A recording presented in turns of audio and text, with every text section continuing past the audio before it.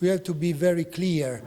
The European integration process is irreversible. This is a point of departure. Secondly, is it possible to do better and to do more? Yes, it is.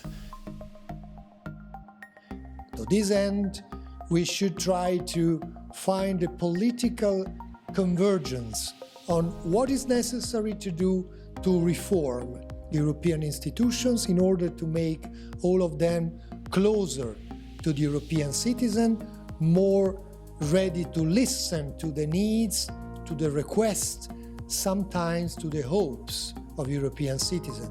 This is the second point, Europe to be reformed through its institutions, to be closer to citizens in their daily life. Third point, we have to do more by integrating in the issues where there is no doubt a common interest for European Union as a whole to play on international scene. Security and defense. First of all, we have to do more in terms of European integration and cooperation on defense, having a capacity of defense which is not incompatible with NATO, but should be compatible and coherent with the security priorities we set in the NATO system. And secondly, on security, more cooperation on fighting terrorism, more cooperation on protecting external borders. We run the risk sometimes to close our internal borders and to limit freedom of circulation, which is an important achievement within Schengen, instead of protecting better external borders while granting freedom of circulation. So, security defense.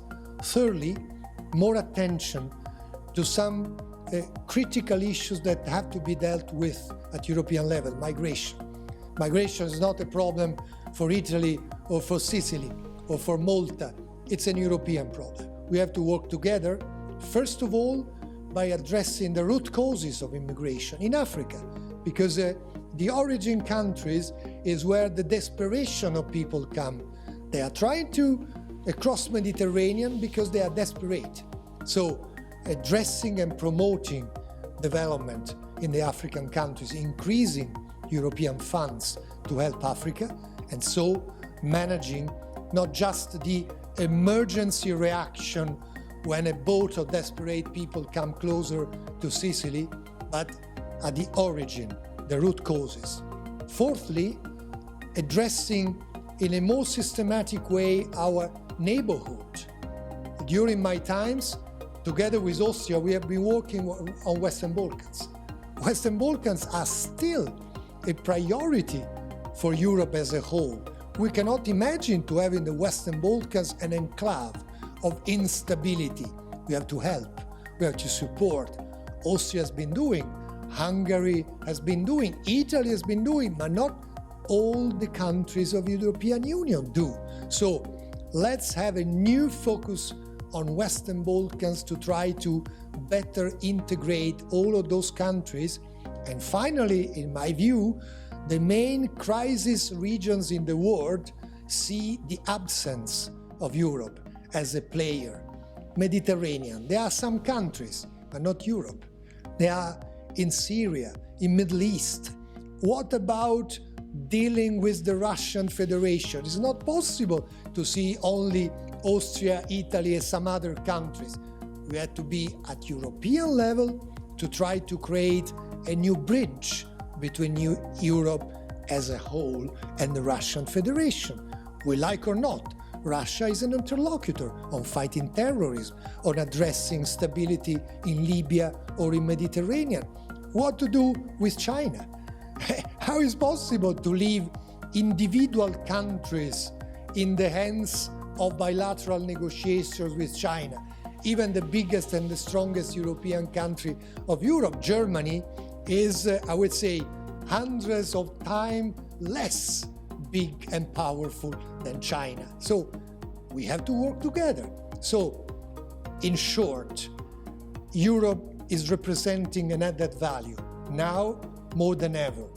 But we have to reform deeply to make more transparent, less bureaucratic, And Italy will be working in that direction.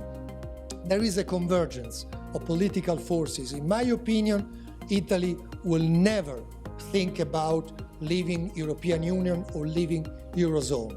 On the contrary, there is a large membership of the Italian Parliament now, many political parties that are thinking about deep reforms, more transparency, less bureaucracy, and this is the right way to be closer to the European elections that are representing now an opportunity. We cannot miss such opportunity. Thank you. Okay? Thank you very much for your statement. May I ask you a question maybe? Sure. Brexit? Sure. In a new situation that Brexit is not done, nobody knows when or even if it will be done. What will be the consequence?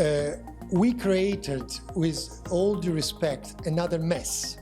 Think that the British voters will go to vote at the next elections, European elections, even though at a certain moment the elected member of European Parliament will have to leave.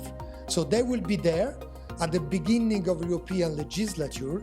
They will vote for creating a majority on appointing the most important post, chairman person in the committees, vice president of European Parliament. They will vote for who will be the next president of the Parliament, and then they will leave.